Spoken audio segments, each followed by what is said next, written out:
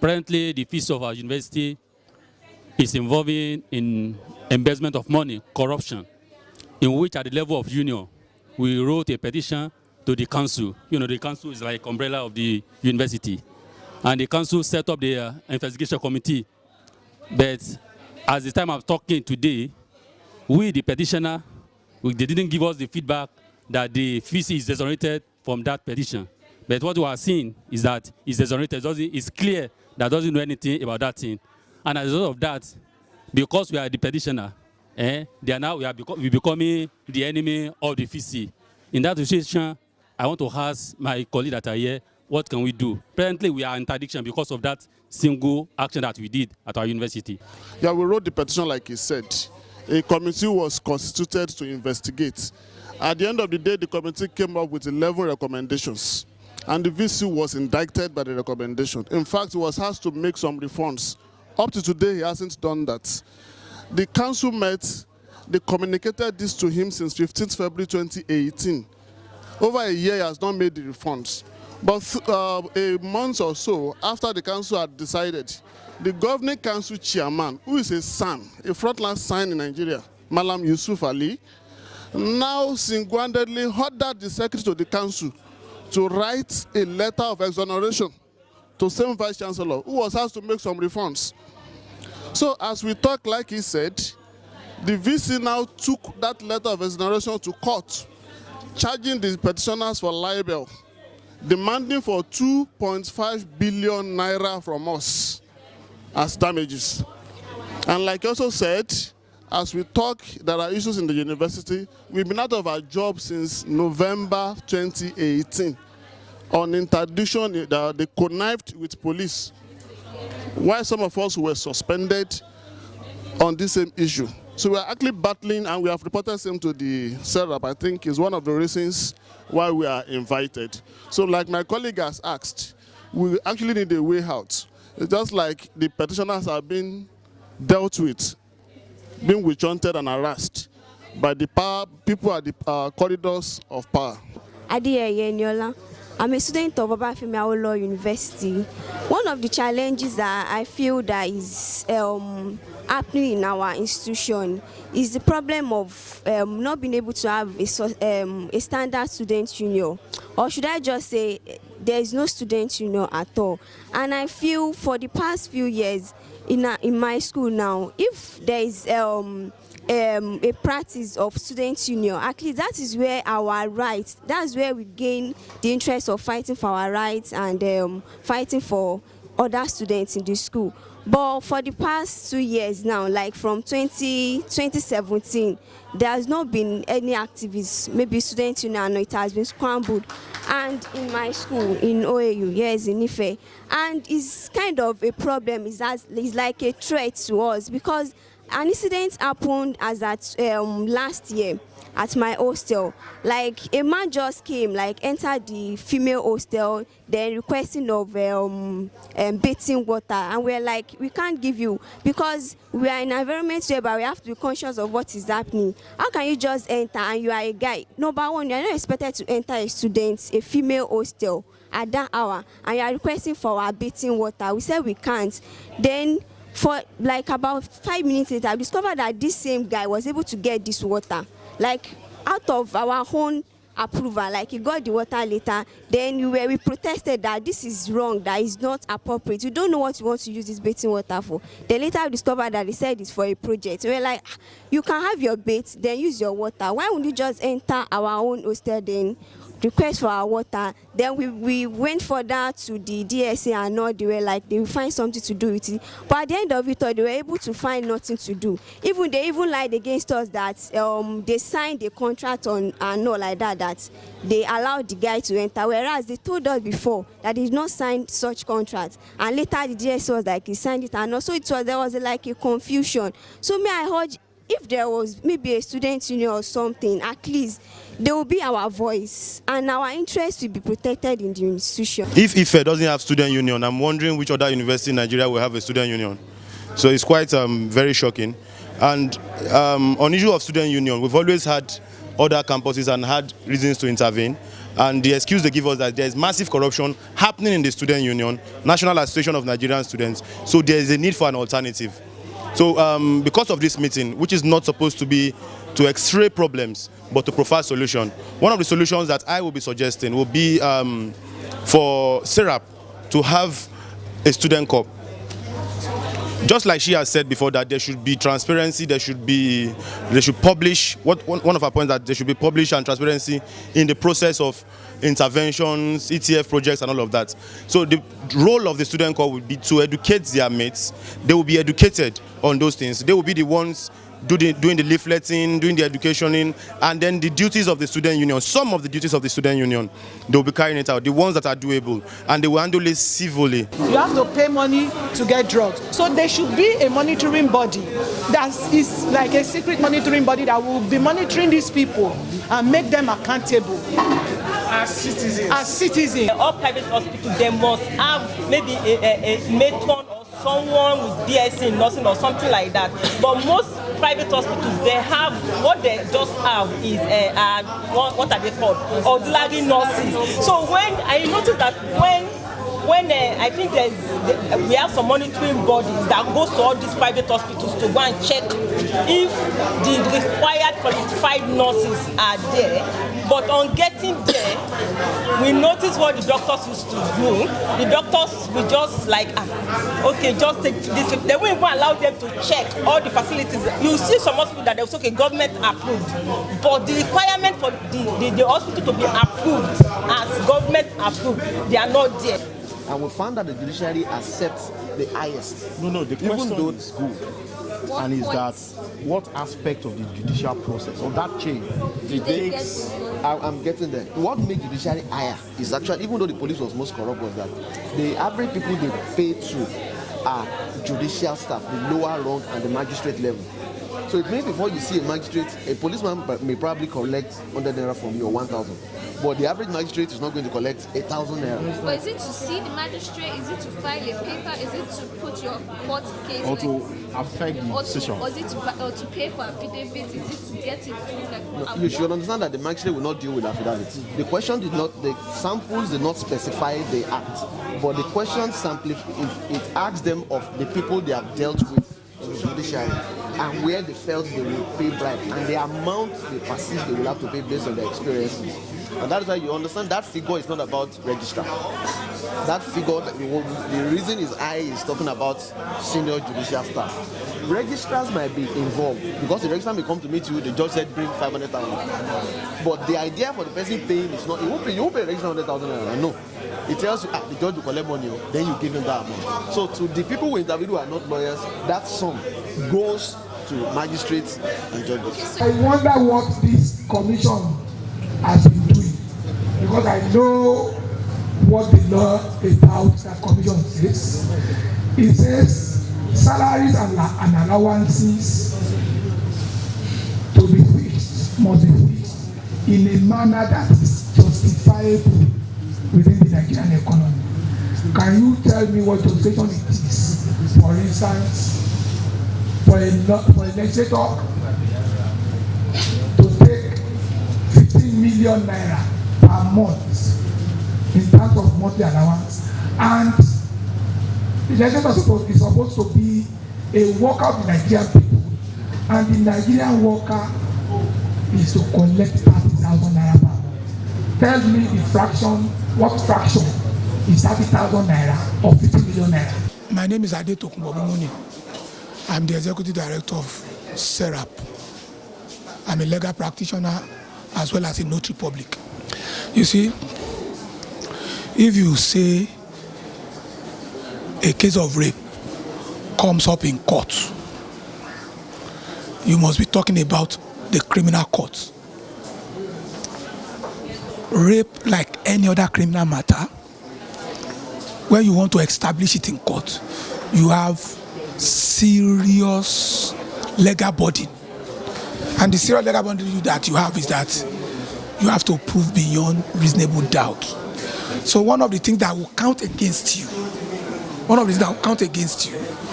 will be, why are you reporting 20 years after the event? What evidence can you preserve within the last 20 years till now, and the court will believe you? Those are the problems that you have. The expanded time of the event and the complaint now will be your major problem, and that is why it will be difficult to establish criminal law. Let me tell you that when you talk about corruption, it takes two to tango. The receiver of the bribe and the giver of the bribe. But let me tell you what I have come to understand. People that want to keep you perpetually down the ladder will first of all make your economic life terrible, so that all you do is to live from hand to mouth. You think of survival at every point in time, and that makes it very difficult to fight corruption.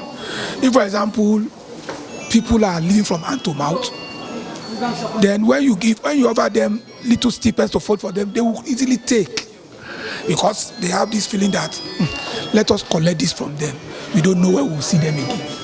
That is very, very important. So until we start, for example, like I've always said, let us make the provisions of the socio-economic rights contained in the Nigerian Constitution, let them make them justiciable first.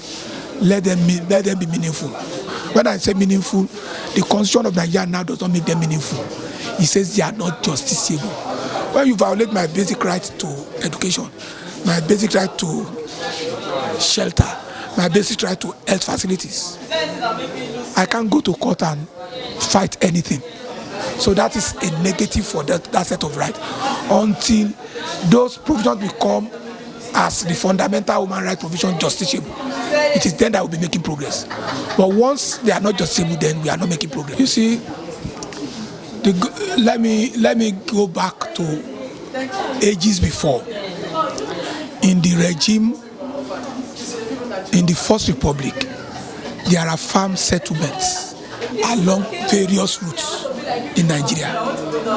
So if those farm settlements could be created along various routes in Nigeria, it means there was a time in Nigeria when the route of Fulani, as they passed along, is well protected. We were not hearing that they are fighting. We are not hearing. So when the government now visualizes a situation where they think if that is the way they can solve a problem, I don't want to preempt the government.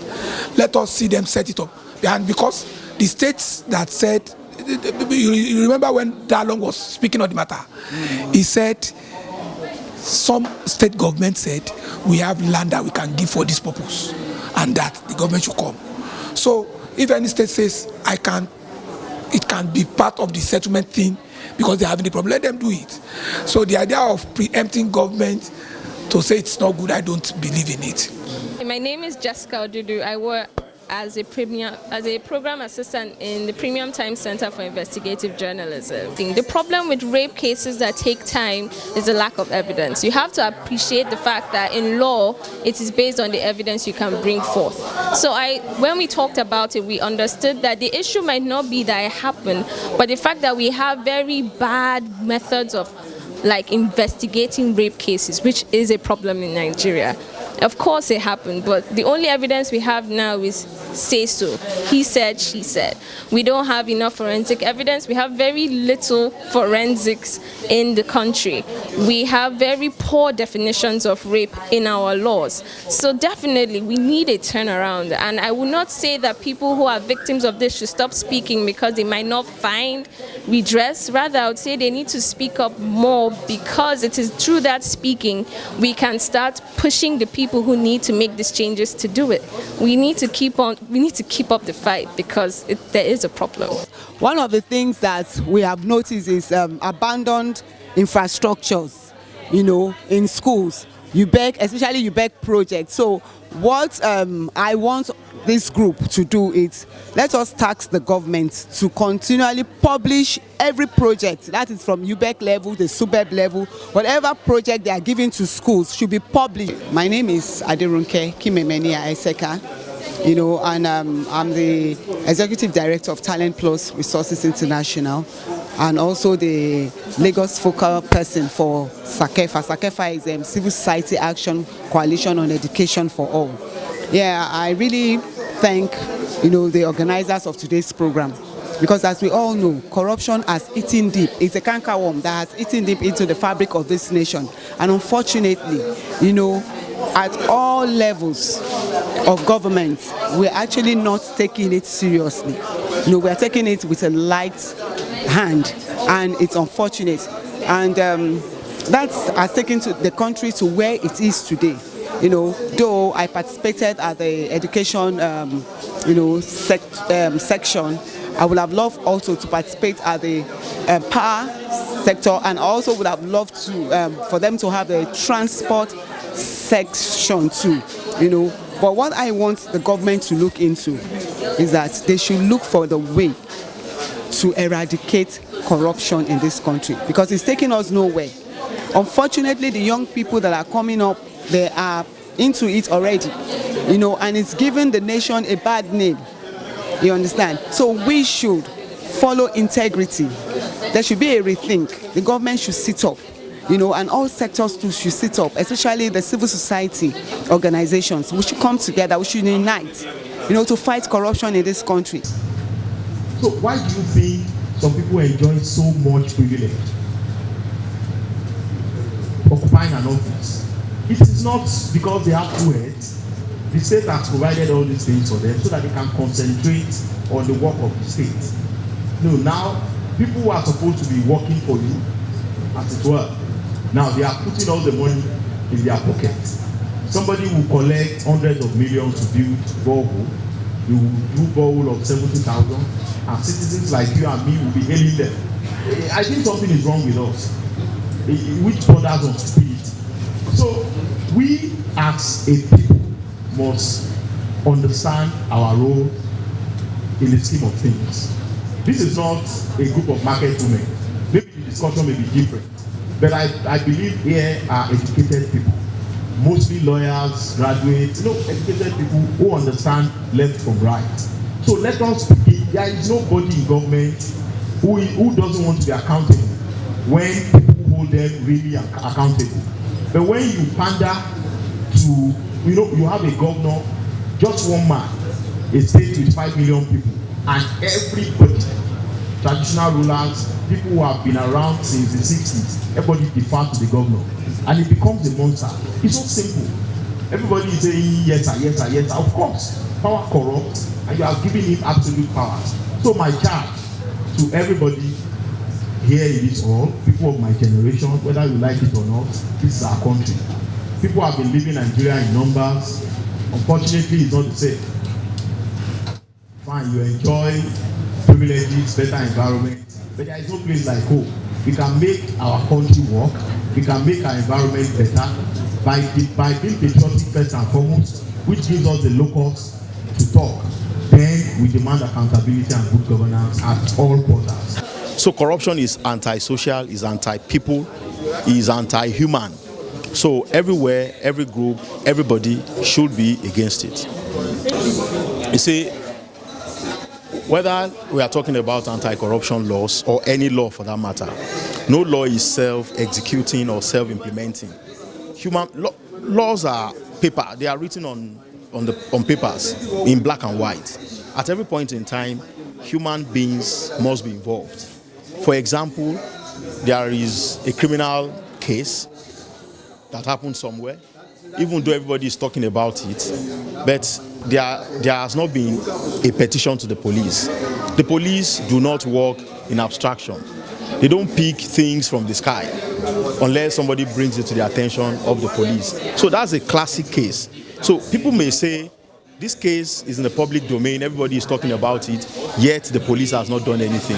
What if nobody has brought it to the attention of the police? Do you understand the way it works? So people everywhere must be responsible. The president is in the villa, he is not here, for example, he's not everywhere. So something bad has happened, nobody has brought it to the attention of people in government, we are just talking about it. Well, I will not agree that there is inaction by state organizations, because for every case that has been reported, I can tell you there is no case that will be reported and no action will be taken. It is not possible. So what happens is the action may be slow in the eyes of the people because they are not privy to the internal workings or internal process of the state agency that is involved. Also, our level of development as a people is not up there compared to what you get in other places. So people have watched films. They find out that in those films it takes them 2 hours or 2 days to deal with this kind of case in America. This is Nigeria. Maybe in America there are cameras everywhere. You know, someone was talking about a personal device that he bought in London. How many people visited London to buy such devices? So it is possible that in developed societies, almost everybody that the police wants to talk to are equipped to assist. In this place, sometimes, even when you miss your road and you want to talk to citizens like you, please, you may talk to 10 people and nobody will be willing to talk to you. So our goal was to ensure that citizens are informed and we can put resources together and leverage on social media and other media platforms. Our first step is to collect information to empower people on their rights. The second step is to distribute information, make it available on various platforms, WhatsApp, Twitter, and offline engagement as well. Then the third step is awareness campaigns in different LTDAs across the state. Then the fourth step is to take action. So the plan is to do petitions to regulatory agencies like NEC about issues we've identified. Also do petitions on specific cases that we have seen people complain about this challenge, do petition to relevant agencies. Then also petition service providers, the DISCOs, Ministry of Power, and other agencies involved. And then we'll also recommend sanction for staff that fail to effectively deliver on what they were supposed to do. So, first step again, empower people on their rights, give them information. Second, distribute information. Third step, create awareness about the issues and what people can do. And fourth step, take action. Three issues facing the judiciary. One is the secrecy and complexity of getting information. For instance, it's more easier for a lawyer to go to court and then request for an information rather than for ordinary citizens like me to go to court. I won't even know where to go. So one of our interventions is the use of FOI. So as a citizen, you can also use the FOI to request for any information that you need, and then by law they are supposed to respond within 7 days, although at times they may fail to respond. So first and foremost, we want to create a forum or an interface, which essentially would be the WhatsApp and Twitter account. The WhatsApp and Twitter, we intend to create and use popular hashtags which you can use to make our work go viral, our job go viral. And some of the hashtags we proposed are police wahala talk your own, or correct policing, or wait like you. That's something that everybody can relate to. Let's go there. Now let's go there is it's an action step which is basically setting up a working committee charged with the duty of making daily or weekly visits to police stations to check their crime register, their cells, and write reports. Now, this would be an organizational project aimed at partnering with other human rights organizations, all channeled towards putting the police on their toes, one station at a time. Now, we also intend to monitor the actions of the police in the courts and other fields on the express road and the rest. Now, another action step we want to take is sensitization. Now, we could identify, that's where the popular hashtags come in. The essence of the hashtag on social media is to allow the citizenry report what their own police incidents is, and then we can take up those reports and target the appropriate authorities. In our group, Mass Education, we discussed about the problems, the challenges we have in the school sector. And we divided this into two. Primary and secondary in one group, and tertiary institutions. We discovered that even if you are a professor, your foundation is your primary school or your secondary school. And once the foundation is not solid, definitely going to affect the building. And the group was able to discover that in primary and secondary school sections, we don't have skilled teachers. One person even reported that we have Empower this training, so they are not skilled. Of course, some of them may have the certificates, but they are not trained for that particular. Strengthen the institutions in charge of these drugs, like NAFDAC. NAFDAC needs to be strengthened in order not to procure fake drugs, because we've seen a situation whereby fake drugs has led to disabilities.